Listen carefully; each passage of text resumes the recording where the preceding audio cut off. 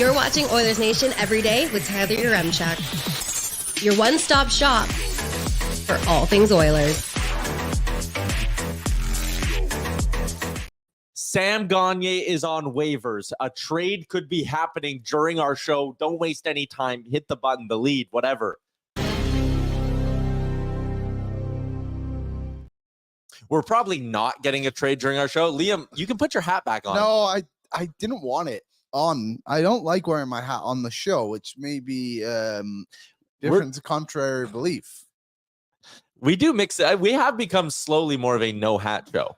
Slowly. We've grown up a little bit over our years, I think. But yeah, that one. Worried about our hairlines, some would say.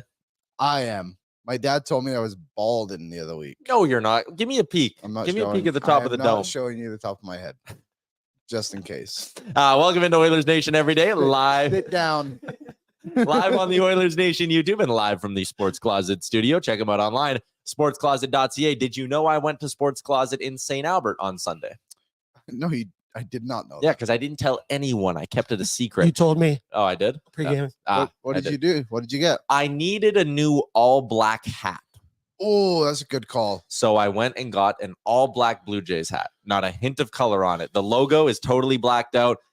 Everyone needs a good quality all-black hat in their wardrobe. Yeah, I'm with you. A good black hat goes a long way.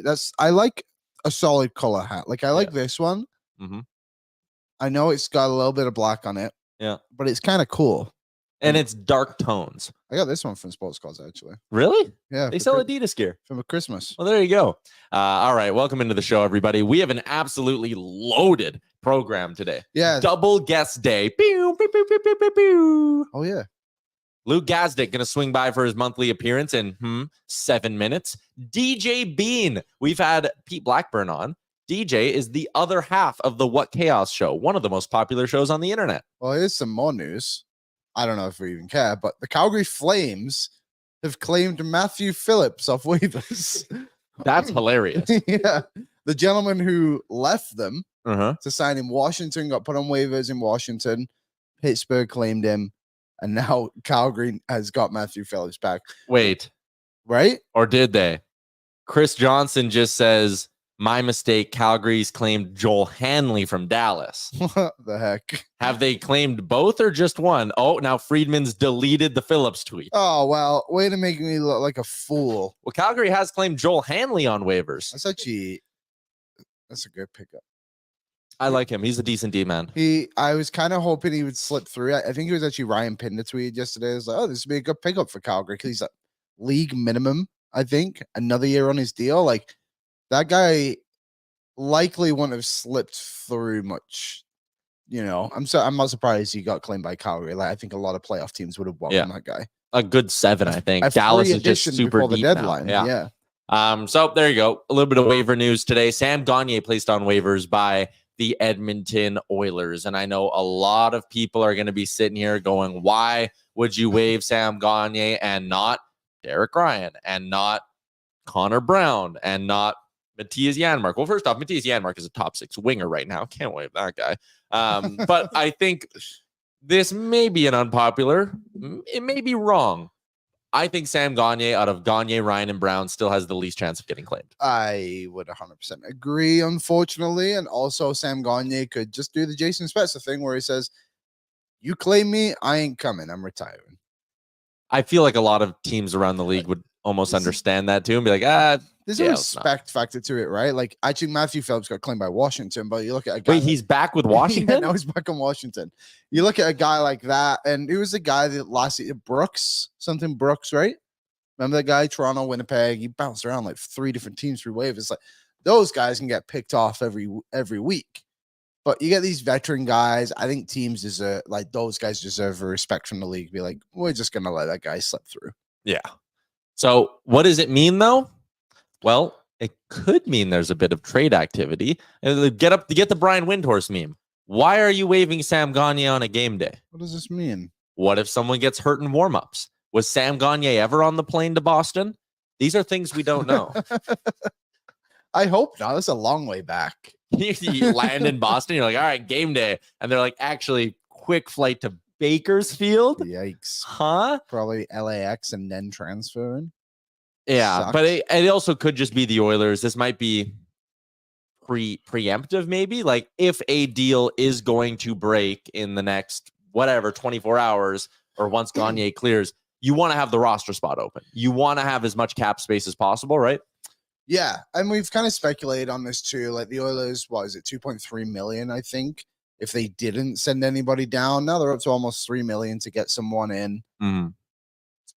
They've got money to play with. Like I know there's not a lot, but they've got enough there where they could easily acquire a couple of guys that they can get some salary retained without losing anybody via trade. Obviously, they lost Gagner today, and also too, like another layer of it. As much as like we all love Gagner, clearly the coach doesn't think he can play every day. Yeah, it just is what it is. Derek Ryan, I know Gagner played last game and he played relatively well, but like Derek Ryan's the only right-handed centerman on this team. They're not going to get rid of him.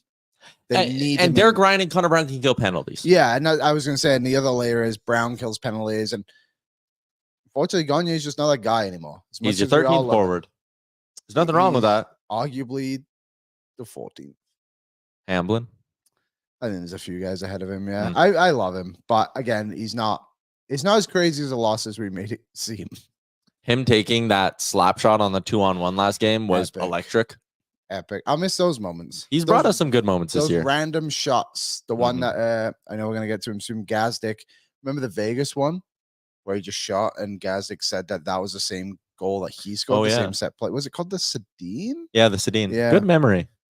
I do listen. Big brain play. Okay, we have a loaded show today. Like I said, it is a Sherwood Ford Giant Game Day edition of the program, brought to you by SherwoodFord.ca. Check them out online. Their extensive inventory of new and used vehicles. The Oily Boys going for a 5th straight dub tonight as they begin a road trip, and they start their road trip with the toughest test. The Boston Bruins are a good hockey team. We saw that, whatever it was, 10 days ago here in Edmonton when the Bruins rolled in and beat the Oil in OT. But it's a 4-game road trip for the Oilers against 3 non-playoff teams, 2 of which are nowhere near the playoff picture, and the Boston Bruins, who are up near the top of their division. So tonight is a big test. Liam, quickly, before we get to Luke Gazdic, do you kind of like starting the road trip with the toughest matchup? Like you just get it out of the way early? Yeah, because then you play to a certain standard, right? And then that standard hopefully can continue throughout the road trip. So yeah, I think it's good to get the biggest test out of the way. And also the Oilers got a bit of momentum now. It's better to go into this game on a 4-game win streak than maybe on the back of a loss. Yeah. All right, let's get out to the Star Mechanical guest line, Edmonton's #1 plumbing and heating company. You can find out more about Star Mechanical by visiting them online at starmechanical.ca. HVAC, plumbing, heating, they are your local home experts, and they even come with 24/7 emergency service. Contact them online, starmechanical.ca. Former Edmonton Oiler, current Sportsnet analyst, current host of the Mitts Off podcast, Luke Gazdic, joins us on the show as he does on the first Tuesday of every month. And Gaz, it's deadline week for the Oil. Are you fired up for the next couple days of trade activity? Yeah, man, this is a fun week. We're getting geared up at Sportsnet. I'm working the deadline on Friday, so hopefully we still have some things to talk about on Friday. I don't want to be, it's my first time doing something like this, so I just know generally the networks, you sit there for like 4 hours waiting to break trades. So hopefully we have some stuff to talk about Friday, but it's an exciting week, not only for the Oilers, but for the league. I'm just very, very curious and genuinely excited to see, what Jeff Jackson and Ken Holland have in mind here. There's a couple teams around the league, but for my money, Edmonton might be the one that I think a lot of people, including myself, ourselves, have our eyes on the most. Yeah, we've heard a lot about what the Oilers could be potentially looking to do. I know Ken Holland came out over the weekend and said he's not involved in the goaltending market at all. He likes his set of goalies. He likes the organizational depth, but I mean, chatter that they were in on Chris Tanev, that would lead you to believe they're still looking at an upgrade on the blue line. There's been plenty of talk about a 3rd-line center, a lot of talk about a top 6 scoring right winger. Which one of those options should be the biggest priority for Holland and the Oilers? Yeah, for my money, it's probably up front. I know there's a lot of chatter about what's going on the blue line. I continually keep going back to the point that, Ty, I know you and me have talked about is what you're going to get not only what you're going to get in return, but what you're going to have to give up. And the situation they had last year with Tice Berry. And I just remember thinking, like, these guys are such a big part of the team. By this point in the year, these guys are Edmonton Oilers, man. Like, there are a couple guys on the team that if you want to make a deal, it's money in, money out. And I think a lot about the chemistry you have in a locker room by this point in the year, and you're getting into the dog days and you're grinding and battling with your teammates. And there's a couple guys that you are kind of listing as casualties that are probably going to have to go the other way. You can read between the lines, whether it's a Brett Kulak or a Cody Ceci that's going to have to move if you bring in someone. I just hope that the return is absolutely more substantial than what you're going to have to give up, because you're sacrificing a pretty good teammate going the other way. I think obviously the one that would look really nice is a top 6 right winger that could probably skate and score goals. But I think a guy in the middle of the ice, someone, I understand this is a lot of wishes on the list, but someone that can play center and the wing, someone that has term, and someone that's a little grittier, a little more physical. I don't know what their plan with him is, but the name I keep coming back to is a guy like Scott Lawton in Philly, who I've loved for a long time. A guy that you can now move McLeod back to the wing, who I think plays a lot better at the wing than the center position, especially when we move into the playoffs here. Nothing against Ryan. Playing center ice in the National Hockey League is a really tough position. And the longer we go, the harder the games are going to get, the tighter they're going to get. And I think that third line, I mean, if you slot a guy like Lawton in the middle, move McLeod to the wing, keep Perry on the right side if you want, like, that now looks like a completely different third line for me. But it's an exciting week, but I don't want to say it's also a sad week, just because I kind of put myself in that position as times as a former player where you know that there's an integral part of your locker room that's gotten you there that is going out now. And I just hope that their plans of bringing someone in are substantially better than what they have now. Yeah, and I mean, the nice part about them for once not being in LTIR space is they've accumulated a little bit of cap space. So if you use the third-party broker system, like, maybe you can get guys in without sacrificing. But I mean, you've been in plenty of NHL locker rooms, Luke. Like, the idea of them having to move on from a guy like Cody Ceci, who's been here for 2.5 years, who's really well liked in the room. And I mean, even a guy like Warren Fogle, I know Frank's brought him up as a potential cap casualty. Fogle maybe more so than Ceci. The idea of moving him before a playoff run, it doesn't quite sit right with me, because he's actually been decent this year too. And I don't know if moving him out just to go get whoever it might be, Nick Dowd's not a great example, but even like an Adam Henrique, like the assets and then also losing a piece off your roster, I don't know if that's something they can do. Like, they need more depth, not less, is kind of the point of what I'm saying here. And just adding a piece and then subtracting Fogle, that's not going to help you slot guys down in your lineup and give you a more productive third line or a more productive fourth line. No, I agree with that too. And I do think you're right. They've accumulated some money, and what they can do. This is why GMs get paid. I don't know how much they actually make, but why they get paid the big bucks. Like, this is where good GMs become great GMs. In this week, this season, this month, whatever you want to call it, around the trade deadline, this is where you're earning your money. And I think it's a really good opportunity to do, a little bit of juggling here and kind of, figure out what we can make work. I think this has been a really good opportunity for Chris Knobloch too. Like, I haven't loved the way the lines have been set up this last month. I think he's trying a whole different bunch of line combinations to see where he can use guys and in what situations.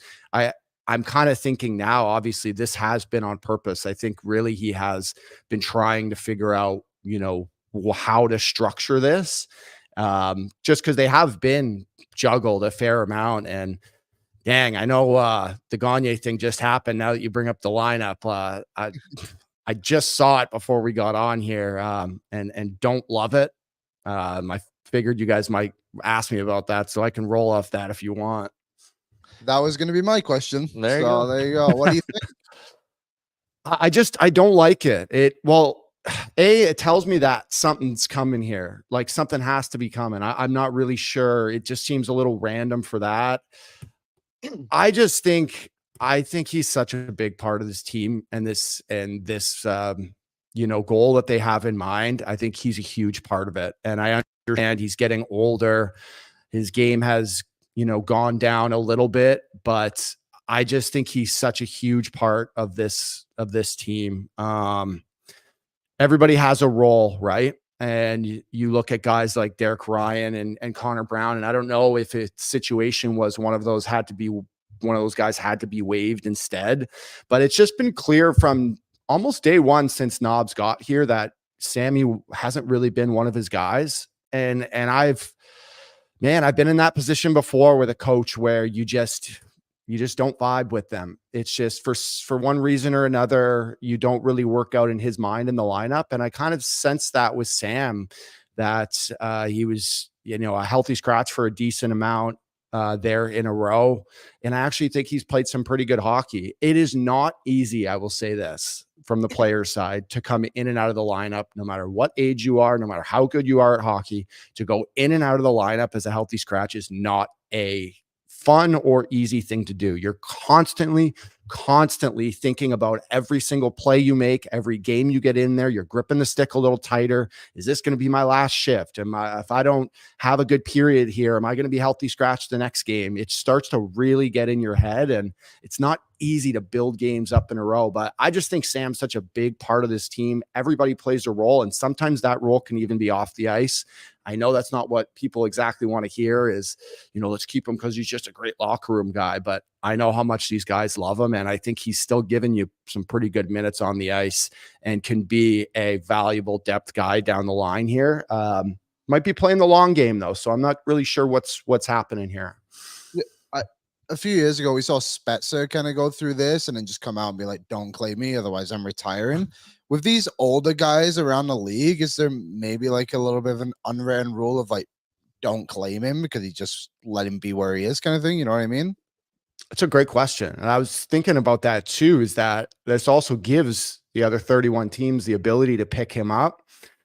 I mean, I don't know if it would happen. I think there's a lot of arguments that could be made for a lot of teams that are looking for a guy like this, but no, I don't think there's any rule whatsoever. This is the NHL. It is about as cutthroat as it gets. And I don't think there's anything stopping anyone from claiming Sam.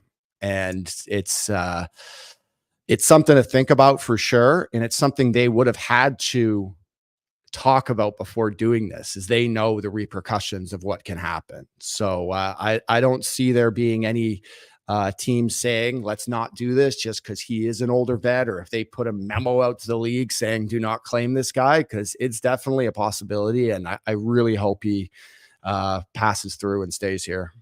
Me too. Just sticking with the lineup conversation, because we're getting a little bit of stuff here in the chat from people kind of agreeing with you that the way Knobloch's handled these lines maybe hasn't been the best as of late. The one big decision is obviously teaming up McDavid and Draisaitl and Hyman. It's not even like they're splitting up Hyman to try build some sort of secondary scoring. I have long been in the camp that long term, this team is better when McDavid and Draisaitl are separate, and you have two lines that on any given night can go out and kill the opposition and take over a hockey game. Granted, they've now won 4 games in a row with McDavid and Draisaitl together, but it's because that line's doing all the scoring. Where you come out on the idea of going nuclear as much as Knobloch has been as of late, and basically creating a top line and then what I would describe as almost a bottom 9. First and foremost, I love the expression going nuclear when you put those three together. It's just the ultimate forward line. I don't mind it in short spurts. I think the last 5 games, they have 11 goals as a line, and you can see the elevation in Hyman's play. I know he's there most of the time. This conversation's more so about putting Leon and Connor together. But if they're rolling like they are, just let them be. Keep them there for a while. It's good for their individual games too, to have them roll and to have them feeling really good. You'd rather split them up in hopes of them finding some offense if they weren't scoring. But if they're scoring in waves like this, you might as well just keep them together for now. Also, I think this is a lot easier to do at home. You can keep them together at home when you have last change and you're able to send that line out there against whoever you want, where when you're on the road, let's say they go to Boston tonight, I kind of like them more apart, because then it forces Jim Montgomery and the Bruins to have to play lines against McDavid and Draisaitl. It's not something that's sustainable long-term, I don't think. It's more of a short-term solution. Just long-term, I would love them to play apart, but man, what a card to have in your hand to be able to just stack this back together whenever you want. Keep them together for now, though. Let them roll. Let them feel good. Let them score some goals. And when you feel the need to, play them separately. Just going around the league a little bit, you obviously work a ton of panels for Sportsnet. We got big news yesterday that the New Jersey Devils fired Lindy Ruff very late in the season. We're past the 2/3 mark or whatever of the year, and they make this change. Too little, too late in Jersey, or do you think there's a chance that the new coach bump helps them out a little bit?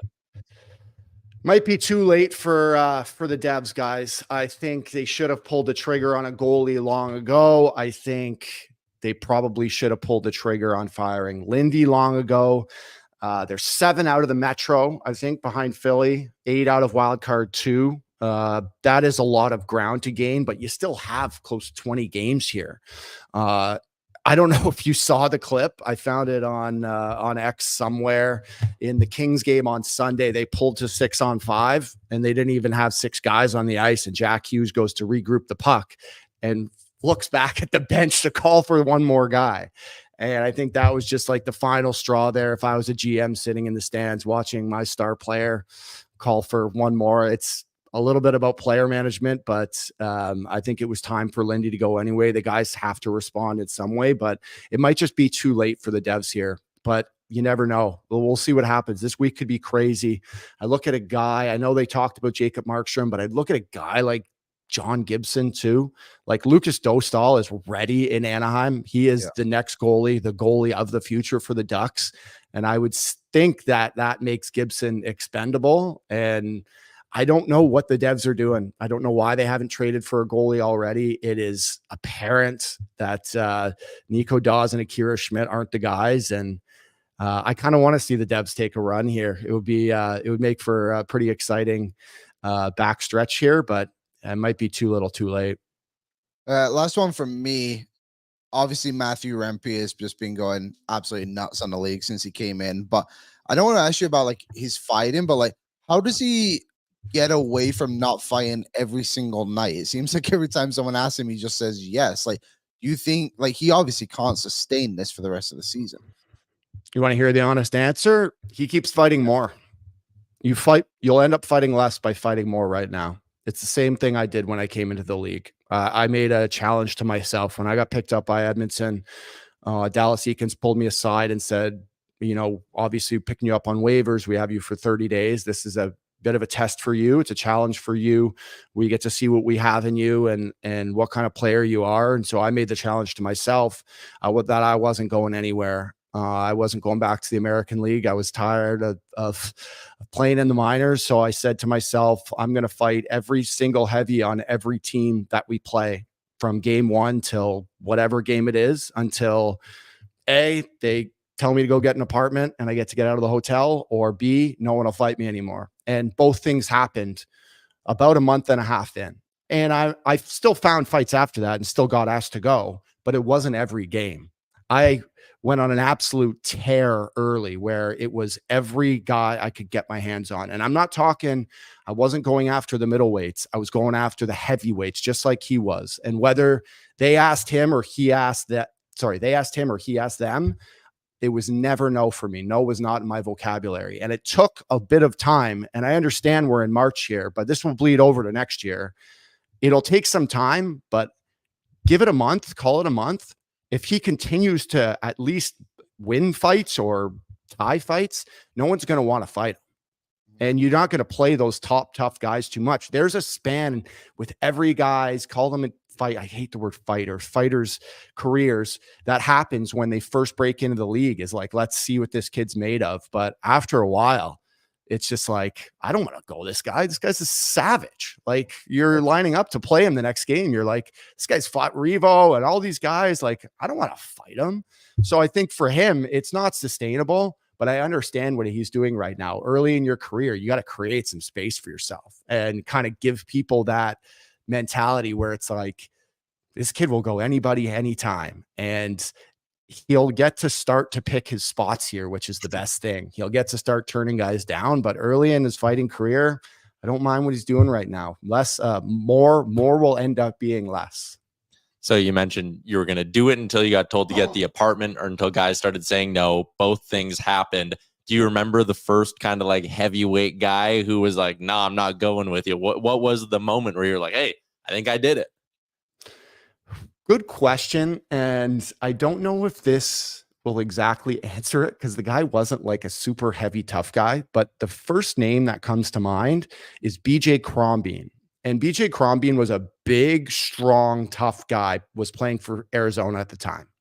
And no, he wasn't an elite, like heavy, tough guy, but would fight pretty much anybody, anytime. And I remember we had them at home and I gave him a slash and I was like, hey, you want to go? And he looked at me and he was just like, are you kidding me? Like, absolutely not. And I was like, this guy's like 6'4", like 230, like probably the same height and weight as me. And I have a guy looking at me going like, you crazy? Like, there's absolutely no way. So it became more guys like that, where it was like, I think I ended up fighting Beaner anyway that night, because he went after someone. He went after my line mate, Ryan Jones, or someone like that. But yeah, it got to the point where it wasn't like the super heavies that were exactly turning me down, but it was like really big, strong, tough guys that would fight, that were like, there's no way I'm scrapping you. Sorry, buddy. So it did take a little bit. All right. Nice feeling. I'm wrapping up with this one from Mainlander Tim. Luke is inspiring. I'm going to fight the biggest person on every floor of this office building to exert dominance. If it works in the NHL, it will work in your corporate job as well. Luke, always appreciate the stories and the insight, man. Thanks for doing this. Yeah, anytime, guys. Go Oil. Yeah, there we go. I'll see you later. Big game tonight. Looking for that fifth straight dub. We're going to dig into that in a little bit with our pal DJ Bean when he swings by, but always a pleasure to chat with Luke. We're trying to jam two guests into one show, so we got to rip through a couple of other segments. Liam, let's get to our game notes for it today between these two sides. Again, they met not that long ago, so everything is still pretty fresh, but in that last meeting, Liam, 11 goals in the game. Both Skinner and Swayman really struggled. Yeah, and I think they both, I think Skinner struggled because of the team in front of him was brutal. Obviously, then Brad Marchand was not very good at all, but you look at what happened with Jeremy Swayman, felt like he was a trampoline. Like, every shot was just bouncing off that guy. So the Oilers got to do that again tonight. I'm assuming he's the one getting the start, right? Yeah. Yeah, so, yeah, hopefully we get 11 goals again, but I do expect it to be more of like a 3-2 game. Robert says, I think Tyler and Liam should throw down. So that it would be I would love to see what the betting odds are on a tilt between us. Well, you're probably a little bit more wriggly than I am. Well, like, I have the reach, right? So if I get you in a good spot, the reach. Well, I can hold you back. You know, like, reach is a big thing in a fight. Yeah. You also have that Englishman toughness to you, so that scares me. You have the reach of your arms. I've been working on these legs for years. I just made a poll. You're gonna kick me? Those knees will come out from underneath you. All right.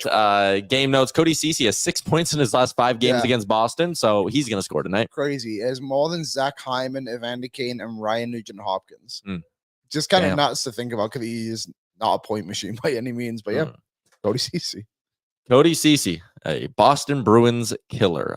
Very quickly here. Actually, no, I'm going to save that for just a second here. We do still have our keys to victory. We're going to do a mock trade a little bit later on in the show. Frank Saravalli has a whole piece up on Daily Faceoff about Pavel Buchnevich and the market for Buchnevich. So we'll try to build a mock trade for the Oilers and Buchnevich. But as promised, it's a double guest day here on Oilers Nation Everyday. So we're going right back out to the Star Mechanical guest line, welcoming in our pal DJ Bean from What Chaos with Pete Blackburn. Hey, I have that hoodie too. We should have been matching today. Why didn't we think that through? What has 4 thumbs and went to the All-Star game, apparently? These guys. Yeah. Right? Is that where you got it? Yeah, so we how know many thumbs do you have? The chat is wondering, and now so am I, is DJ your legal name? I get this so much more as an adult than I ever did, or I guess in my 30s than I ever did in my 20s. My name is David John, and for some reason, it was never a question. No one cared about it when I was in my 20s, and now that I'm an old man, everybody's like, how does DJ happen? What's that? Is your name DJ? People meet me and think that I'm an actual DJ. I'm not. It's just like how, I don't know, like CC Sabathia or something, or PK Subban. Okay, that makes sense. I mean, to be fair, we have a guy in our office who exclusively goes by Bagged Milk, so I wasn't sure if DJ Bean was like some sort of internet persona you'd created for yourself or something like that. So I'm happy we're on the same page with that. If I created an internet persona for myself, I would hope it would be good and better than, like, if this is an internet persona, then I am the worst at coming up with an internet persona in the world. You are a Bruins guy, but this year you've been tweeting a lot about our Edmonton Oilers, DJ. Why do you love the Oil so much? Okay, so I covered the Bruins from 2010 to 2016 when I was a beat writer, and that whole time, or I guess as the Oilers were a mess, I always had my eye on the Oilers, and I always enjoyed them. I didn't become a full-fledged Oil man doing all of the Daniel Plainview There Will Be Blood memes until a couple of years ago. I just love teams that are exciting and break your heart and make you ask why you're a fan of that team. I love the LA Chargers. There's a Chargers helmet behind me. There's also somewhere there behind me an Oilers pennant. I've always loved Leon Draisaitl. I was a Peter Chiarelli guy in Boston. Caught a lot of flack for that. My reporting was generally pro Chiarelli, and when he went to the Oilers and his first order of business was figuring out whether Leon Draisaitl was good and saying, yep, this will be the guy I keep. I think that's kind of slept on, maybe a little underappreciated, because as all the moving and shaking was done as he arrived there, an easy thing to do would have been to say, hey, you know what, let's take this recent high draft pick, turn into a defenseman, and then we've got our core here. Instead, he went and he signed some not amazing contracts, but whatever. NHL GM, you're going to get that. But that's generally how I'm an Oilers fan. And I love Zach Hyman. You love Zach Hyman, and this will earn you a ton of great points with our chat, and you love Gene Principe. Gene is my guy. Like, full stop. Love him so much. My favorite television show is Oilers Game. Period. You watch Gene, you watch him dick around. These incredible opens. He's so funny. None of it is forced. And if it is forced, shut up. You're forced. It's awesome. And then when you're not watching that, you get to watch Connor McDavid. Not a horrible deal. And then also our commentary team is Jack Michaels, who just sweats for 60 minutes while he does his commentary. It's incredible stuff. And Louis great. And too. Louis they great really too, it of is course. the best. Louis, yeah. Those two are amazing. And I'm learning the deeper I get into Oilers Twitter that there's like Oilers broadcast fan fiction that is just terrific. People speculate about their dynamics. It's incredible. Like, I saw something recently that basically suggested like they're all having a slumber party during the games, which is kind of what it looks and sounds like. They're like, let's get together with my 3 favorite people, watch hockey. I can't imagine anything better than that. We are spoiled. We try to be cognizant of that as much as we can. Let's talk a little bit about this game tonight. These two teams met not that long ago, whatever it was, 10 days, and it was an absolute shootout. Game of the year. I'm expecting more of the same tonight, and I expect that once again, we're going to be sitting when the final buzzer eventually goes, being like, damn, 7 games of this in June would be mind-blowing. You guys know Avery out there? Yeah, we do know Avery. Hey, that was served with a little. Anyway, I'm gonna. Okay, I'm positive vibes only. Avery suggested yesterday that I will die if these teams meet in the Cup final, and I told him if these teams are even winning rounds, I will be dead long before they get there, because just the idea of these two teams playing each other several times is outrageous. That 6-5 OT game was awesome. You had everything. The blown lead, the comeback, all of it. So exciting. Tonight, I do think is kind of going to be a little more like that, because Boston just played a really, really good defensively sound game against a high-flying offense in the Maple Leafs, they've got a game the next day against the other high-flying offense and the one that has Leon Draisaitl and Connor McDavid and Zach Hyman, et cetera, et cetera. So I think the dam has to break. It probably will tonight. God bless Linus Ullmark. Hopefully he's up for the challenge, but I wouldn't want to be either goaltender tonight. That's fair. I just another one on the Bruins. Looking at the way their season's gone right now, just 4 wins in their last 10, and it weirdly, when you just look at the records, kind of sums up the year in a way, because I mean they're sitting second in the Atlantic. They're right there behind the Florida Panthers, but they've done it by racking up 14 loser points this year. What's this season been like for the Bruins? It clearly hasn't been quite as dominant as the run last year when they were the best regular season team ever, but we know Bergeron and Krejci gone. They found a way, and I commend them for the way they've powered through that and still put together a strong season, but this isn't the same Bruins team, right? It's not the same Bruins team. They were not going to be bad, though, and that, I guess, is what has surprised people. The beginning of their schedule was easy, and you always have to keep in mind with the Bruins, whatever your expectation is for them, they're probably going to be a little better, and that doesn't mean that they're these incredible world beaters and that everybody gives up on them, but like they've appeared to have their last kick at the can like 13 years in a row. And every year you say, Chara's gone. That's got to be it. Tuukka's gone. That's got to be it. Krejci's gone. Bergeron's gone. And their generals like are learning from the best. Not that Chara and Bergeron are the greatest winners of all time, but truly utmost professionals, and all the glowing things that get said about them, you'd be very annoyed to find are indeed true. So there is a work ethic there. There is a culture there. They were not going to be a fringe playoff team this year. They were going to be one of the top 3 teams in the Atlantic. Now, the start of their schedule, as I said, probably got them a little momentum. JVR started strong. They had themselves feeling some kind of way. They were going to come back to earth, and that's what happened. They've blown a ton of leads. They've gone to a ton of overtime games. I mean, the fact that they've been able to pick up a couple in regulation recently has felt weird because it's just automatic. Multi-goal lead, 1-goal lead, doesn't matter. They're blowing it. It's going to overtime. I think that at the end of the day, they're playing in the easier conference, the more wide open conference, and every team that you could pick other than maybe Florida right now as this team wins the East, there's 2 or 3 holes you can poke in a bunch of them. And for Boston, it's defense. It's their ability to protect a lead. It is their forward depth. Those are all real issues, but what they have going for them is that most teams in the East have real issues. Yeah. Jake DeBrusk, excuse me, it seems like isn't having the best season in the world. Do you think there's a chance the Bruins could actually move him as my voice just disappears? Hey, well, I'll pick you up a little bit here. I'll be a good teammate. It's interesting to look at the Bruins ahead of the deadline because they have areas they need to address, DJ, but they got rid of all their future assets at last year's deadline. So how are they going to navigate this deadline? And is there a chance? I know there was weird internet rumors about DeBrusk. Is there a chance he's actually potentially could be moved? Beginning of the year, I thought that the Bruins had the most hockey trade roster in the NHL. And not necessarily even saying DeBrusk them, but like Ullmark, if he waives his no move, Matt Grzelcyk, I thought.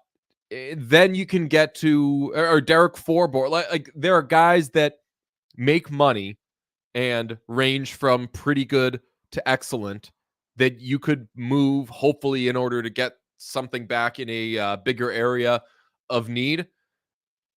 DeBrusk would be interesting to me because I don't think that he resigns in Boston, and I've been not physically covering the team forever, so like I don't have a strong relationship there. Like that's not a an informed thought. He's been streaky throughout his time in Boston, and he's beloved by a lot of fans, but he's also lamented by a lot of fans because he is either that dude or you wonder where he's been for a couple of weeks. So if they can get something back, sure. But I think that if the Bruins were to move DeBrusk, maybe if there's like a worse player who's a little more consistent and has like another year on their contract, but that would have to be some sort of 3-team maneuver, because I don't know what team that is contending is trading away a good wing right now straight up for Jake DeBrusk. I'll tell you what, though, I've had designs about DeBrusk in Edmonton for a long time and have wondered what that would look like. I think that in order for it to happen, it would have to be some sort of free agent, hometown discount sort of thing. I don't know if you guys like him, though. I think we all love him. I think want the story, and I love Yeah. Louis so much that I want that to play out for him. Love Louis.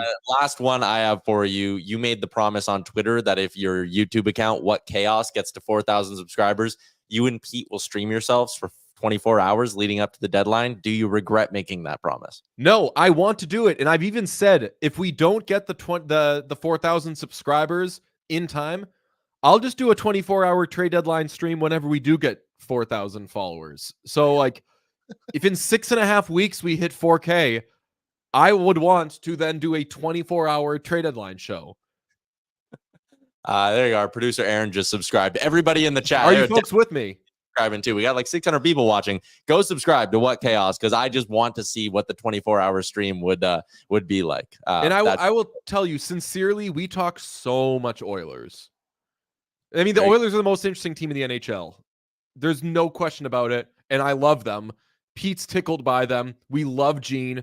We've had Gene on the show. We had like a probably half-hour sit-down with Gene that's on our YouTube page. He is amazing. We want to do some sort of collab with him tonight. Did learn that since it's the national game, it's probably not going to be the full Gene experience. That bums me out, but I understand that's how the world works. Love Gina. Love what you and Pete are doing as well, DJ. Thanks for hopping on and doing this, man. Thank you, friends. There you go. So, yeah. DJ Bean from What Chaos. The chat loved him too. Yeah. So I don't know, man. He's moving ahead of, if we had to like power rank. First off, I had so many. I actually had questions written down. You had more? I had a Damn. couple, but I couldn't talk. My voice just vanished. Mainlander Tim, who's killing it on the comments. It's special to watch Liam's voice change in real time. Our boy is becoming a man. We also got a comment from Reagan who said, love DJ's vibes. And Mr. Burns said, same, I like this guy. So the female demographic responding well to DJ's appearance. So who do you guys like more, him. DJ or Colby? Oh, don't tell him that. 'Cause we can't. What if Colby's watching? Well, oh my No, goodness. it's fine. Liam, you're okay. Okay, I will not talk for the rest of the show. Yeah. Gonna have to put you on the bench for a while. Sam Gagner, send you on waivers. Oh, give you a day to boy. recover. What else do we have? Well, let's continue along with the show. Get to our keys to victory, coming off what was supposed to be a bit of a Boston Bruins preview. Just turned into us talking with our Bruins guest about how much we all love the Edmonton Oilers. So on that note, let's get to our keys to victory for tonight for Sherwood Power Sports and Marine. Open now out in Sherwood Park. Liam, we were there last week. It is absolutely beautiful. Yeah, it's cool. It's a cool little spot. Great boats. Great boats, great ATVs, side-by-sides, boat motors, everything you need. And just like with our friends at Sherwood Ford the Giant, the reason you're going to want to make Sherwood Power Sports and Marine your next spot to get yourself a boat or whatever you need, the service is going to be incredible. The test pool is going to save you time. It's going to save you money as well. They're going to be able to fix everything up right there on site. Sherwood Power Sports and Marine. Key to victory tonight for me is avoid the blow-up mistakes. That's what cost them last time against the Boston Bruins. It was the blow-up mistakes of Evander Kane, absolute pizza up the middle, not skating out the icing in overtime. You can go back to earlier in that game. The Oilers just had these 6 to 10 minute stretches where they just couldn't get the puck out cleanly. They were turning it over at the line. They would get the puck out, and then by that point, they're so gassed that they're just going off for a change and giving Boston possession right back. You need to avoid those blowout mistakes that were really, quite honestly, snowballing last time against the Bruins. Yeah, they were. My key to victory is going to be the continued secondary scoring.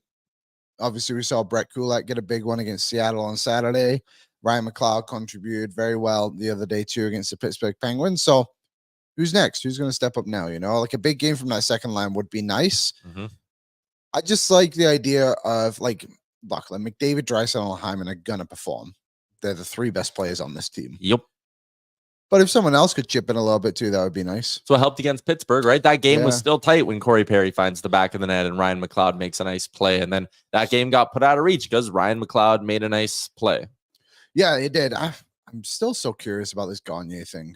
Something has to be coming, right? Or are they just going to run? So when's that next game after this one?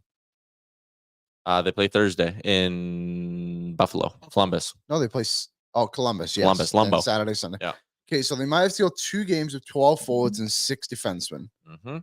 So how But does to be fair, we know Gagner skated. So Gagner's in Boston. He's available on a paper recall or emergency recall, yeah, right? Of course he skated. I wonder what's the language on, like, can they just sit there and be like, we can't find a flight for him? Or like, flights are very expensive. We're waiting for prices to come down. You can put a player on waivers for not the purpose of assignment. Right? No. Yeah, I'm pretty sure you can. They did it with Jujhar Khaira a few years ago. Can someone check that? Is Original Posar listening? I'm pretty sure you It's can do that. To go to our dad and ask him, our car doesn't work. Can you come help it? Yeah. We don't know what we're talking about again. Can someone bail us out? I'm sure that's something. I don't know. Maybe I'm wrong. But yeah, if he's there, I guess that makes a world of difference. But I'm curious too how this changes the cap stuff in the terms of like, how do they now accumulate more from Gagner going down? Holy moly. And then also, why didn't they just do it sooner to accumulate more? Oilers have placed, this is from Gregor. Oilers have placed Gagner on waivers, likely done today. So if they add a player before the deadline, they can send Gagner down immediately without needing 24 hours to clear. Oh, so okay. Oh, you're yeah, right. You got the 30-day cap. You're right. I am right. There you go. You're right. I win the fight and I win the Gagner waiver debate. Did you right. see the count on the vote? Yeah, you don't want to see that. Yeah. You don't want to see No, that just means whoever backs me and supports me gets good odds. that. There wasn't many. So we'll What leave was at that. it? Like 83 yeah. to 17. I'm tall. They brought up your weight a lot. That I'm 160 pounds. you're That- 160 pounds. I know, man. I'm actually, You're so tall. dude. I know, I'm so tall. So tall. Like, you know, when Luke was Not as talking tall about, as Gazdic and Mr. Bean. Not DJ Bean. The other guy he was talking about. BJ Crombie or whatever his name was. how tall, 1 sec. 6'2". I looked him up. How tall is Rowan Atkinson? Who? Rowan. Oh, Mr. Bean. 1.81 meters in feet. Mr. Bean's only 5'9". He's like your size. Oh, them's fighting words. I am Liam. 5'11" and 3/8. Tyler, young man. Mainlander Tim, Tyler versus Mr. Bean. Does he win that one? Clearly, he's 5'9". Yeah, I like you in that one. Yeah, I could take Mr. Bean, and he's old. I would beat up an old person. All right. Flip it. Right. Let's keep Let's look at cruising those along. mock trades we got going on here. 160 at 6'2". That's wild. Listen, I know I'm skinny and I don't put on a lot of I don't have any muscle. 0. But what I would make up for that with in a fight is precision, Agility. speed, and reach. Dirtiness. You gotta fight dirty. Gotta fight dirty. Definitely fight dirty. All right. Let's get to our mock trade for the day, Liam. This is going to be a fun one, brought to you by Service Credit Union, where the trade is fake, but you know what's real. The money you can win, courtesy of our friends over at Service. The Big Share Contest is back for a 6th year, and it's your chance to win $1 million, and you can win it just by saving with Service. Every $500 you save gets you 5 more entries into the Service Big Share Contest. So save today with Service for your chance to win. There are a couple of notes that I need to include at the end of that. The contest ends April 30th, 2024. Skill test required. For rules, visit service.ca/win. Okay. Frank has an article up about Pavel Buchnevich. Do you like Pavel Buchnevich? I'm a fan of his game. I enjoy watching Pavel Buchnevich play. I think he'd make a positive impact on the Oilers. There are 2 comparable trades that Frank put in the article. Okay. The first one from February 2022. Calgary gets Tyler Toffoli. They give up a 1st-round pick, 26th overall, a 4th, a 5th, Emil Heineman, and Tyler Pitlick, He went on waivers this season. who went on waivers this season. If we were to convert that to current Oilers value, 1st-rounder, 4th and a 5th to make the money work. Who's Emil Heineman? That's what I'm looking at. So Emil Heinonen, this trade was at the start of the deadline 2 years ago, Yeah, right? So Deadline 22. he was playing in Sweden. He had 8 goals and 15 points in 35 games. He's Tulio. He currently has 11 goals in 30 games in the American League. Can't worry about what he's doing now, though. I think back to 2022. Yeah, He was a B- C+ prospect. maybe like a Tulio, Petrov, Savoy, something like that. Nothing And too crazy. Hit like his Janmark, $1 million out the door. Yeah, that's probably the right comparison. I would So actually argue Mark might be a little bit better. sure. But either way, Would you yes. give up the first, a fourth, a fifth, Tulio, and Janmark for Toffoli? Yes, I would. All right.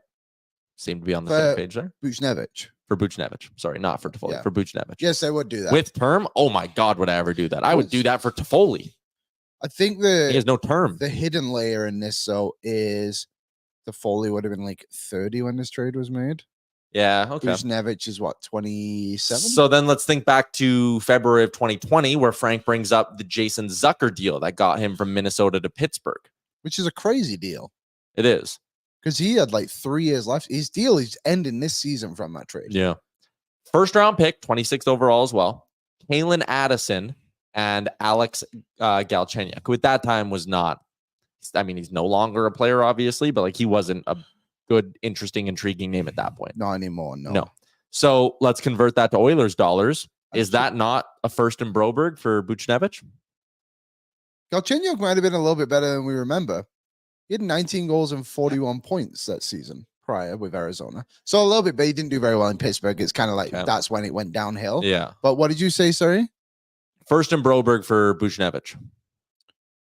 Yeah, I mean, that's probably fairly similar. Addison wouldn't have played any NHL games at that point. And he would have been easy. He was a second round pick, too. Yeah. If anything, first in Broberg is more than first in Addison at the time. Probably, yeah. Although I know Addison was pretty highly regarded, but still. He was a very good player, still is good. St. Louis is looking to Traded make their twice. blue line younger. Yeah. Yeah, I could see that one having a little bit more value than what that was there, I guess. Maybe they would want an actual NHL player too. Fine. You can have Connor Brown. No, I'm kidding. Yeah, no, I think that's probably the closest the Oilers could get. I'm not sure who their Galchenyuk necessarily would be. Maybe it's, hey, there's a good one from Mark. Maybe it's Lavoie. Instead of Broberg. No, instead of, like, that's your Galchenyuk piece. Just a forward. Just a guy. Someone you can slide in. Perhaps, yeah. I don't know, though. Like Third-party brokerage fee, says Christopher Palmer. Buchnevich has term. You're not getting I doubt you get a third party involved when there's term. Well, if you want to be real about it, Galchenyuk is Fogle. Yeah, but you don't want to trade But Fogle you're right not now. doing that. So the first one is more in favor of the Oilers if they can match the Toffoli one rather than the Zucker one. But again, like Zucker had one extra year on his deal than what Pavel Buchnevich currently has right now. So maybe you can just get away with the first, Broberg, and third, fourth, something like that. No, you might be able to get a third party in if they take like 250. Like they wouldn't be any more than like $500,000. Well, yeah, but the other problem here with Buchnevich that we have kind of ignored, and it reminded me of it when you brought up Fogle. How do you get $5.8 million on this roster? Well, you currently have 3. You have 2 point whatever, because Gagner went down, I guess. Yeah, so But you're not playing with 12 forwards the rest of the year, so you can't think of it like that. Well, yeah, because then you could move out a defenseman hypothetically. I don't know, CC for example, or Kulak, whatever it may be, and then that money works a little bit more there if you can get a little bit retained, which has been proven to be done in the league before with Ekholm. And then you bring up Broberg. I'll give you my new dream scenario. Okay. Cody CC dumped. He's just gone. Blown away into the wind. Bye-bye, Cody CC. You trade your second rounder for Alex Carrier at 50% retained. Okay. What's that, like one something? So you've saved yourself 2. Okay. Now all of a sudden you have 4.4-ish in cap space, right around there. Yeah. You go to St. Louis, you say you're getting our first, you're getting Broberg, and you're getting any forward prospect lower than Bourgault on our ranking. So you can have Tulio, you pick Tulio, Petrov, whoever the hell you want. And you just have to keep enough of Buchnevich so that it works. But you get 2 premium assets, and we're going to give you another prospect to make the money work. Yeah. That'd be nice. They're a better team. Oh yeah, they would be a much better team. The stars seem to be lining up for them to get like a Tarasenko or something, which is great. Don't get me wrong, but I don't know. Buchnevich just seems like such a push. You see, it feels more likely it's like Scott Lawton, or they'll get Tarasenko and extend him and say, this is our long-term piece or something. Stupid like that, you know. I worry about extending a Tarasenko. I just don't know how well he ages. Hopefully like wine. Hopefully like wine. Or Chris Pronger's The Journey. Journey Whiskey. Shout out to Pronger, who tweeted today and said he enjoyed talking with us.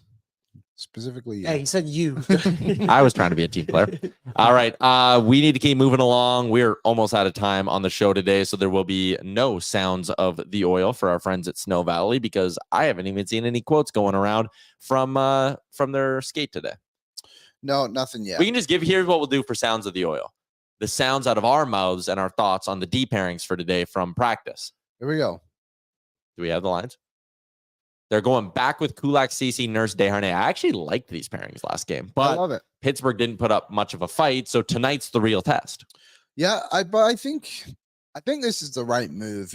Eventually, you have to do right by Desharnais and also Ceci in the sense of, okay, Ekholm and Bouchard are obviously your top pairing. Ceci and Nurse have struggled since the All-Star break. Mm-hmm. Nurse has not been the same since then. A lot of it has come from mistakes from his partner, which have led from there and bled to goals. Give Desharnais an opportunity tonight. Give him the opportunity on Thursday as well. Give yourself a couple more days to see what he's all about. Can he survive top 4 minutes? Mm-hmm.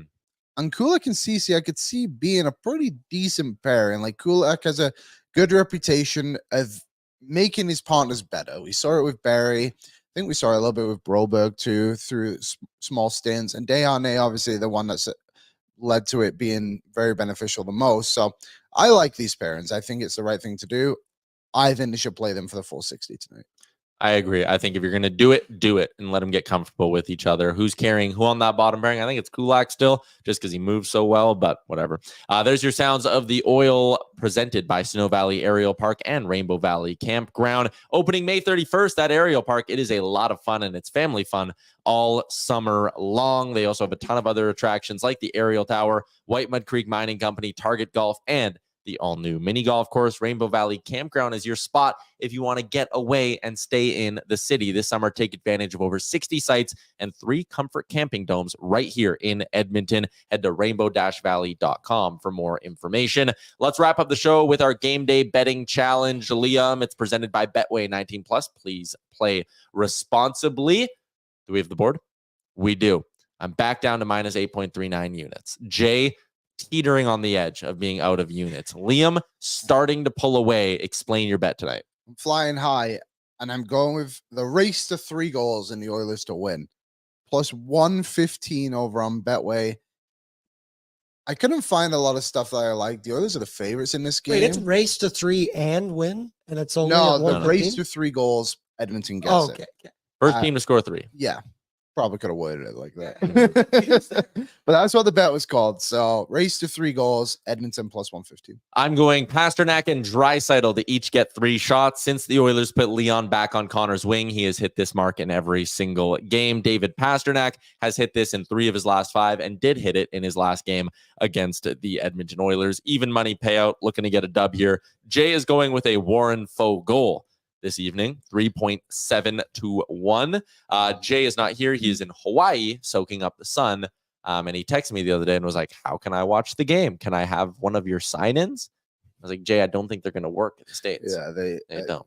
We have blackout in Canada. I was like, Jay, my TELUS sign-in won't work in Hawaii. And he just goes, it might. Well, actually, didn't DJ just say that it's a national game tonight? Oh, yeah, it is national. That you got it. It is in I responded and said, Hawaii is random. said, Jay, have you ever heard of Stream East? Yeah, okay, I was just going to say. I'll send him a link. Let's go. Come on, Jay. Come on, Jay. There you go. That is a challenge for our friends at Betway as I look to pull off an improbable miracle comeback. You know what's going to happen? Last game of the season, I'm just going to hit like a 20-1 parlay. I beg to differ. Okay. Fair enough. Fair enough. The menu for our friends at DoorDash, 25% off, 0 delivery fees on your first order of $15 or more. Here's what we got coming up today around the network. New episode of Oilers Nation Radio dropping in about 2 to 3 hours. Pre-game, myself, AB, in these same seats. Pre-game with Board Z starts at 4:30 this evening. And then we have After Dark with Aaron and Nation Dan on After Dark. So there you go. New episode of the DFO Rundown dropped yesterday. If you want an hour of just straight great nerdy hot talk. Frank and Jason got you covered. The Notebook with Aaron, Coombsy, and Zach also dropped yesterday here on the Oilers Nation YouTube. So lots of content to get you through the day. That is going to be a wrap on today's edition of the program. Big shout out to our guy Luke Gazdic for swinging by. Big shout out to DJ Bean, who already tweeted about making an appearance on the show. A nice picture of him in an Oilers jersey drinking a milkshake. I don't know why I blanked on that word. We did tweet about it. It was very funny. I'll follow him. We should both give him a retweet. I'll do that right now. Shout out to Luke, shout out to DJ, shout out to everyone in the Charm Diamond Centers YouTube chat as well. Check them out online, charmdiamondcenters.com. You can get a custom ring built and delivered in less than 4 weeks with our friends at Charm Diamond Centers. I'm excited to talk with you all in that Charm Diamond Centers YouTube chat tomorrow, and hopefully it's about a 5th straight Oilers dub. Thanks for tuning in today. Enjoy the game tonight. We'll chat tomorrow noon Mountain Time. Thank you for watching Oilers Nation Every Day. Hit the subscribe button to never miss a show. And for more, visit Oilersnation.com.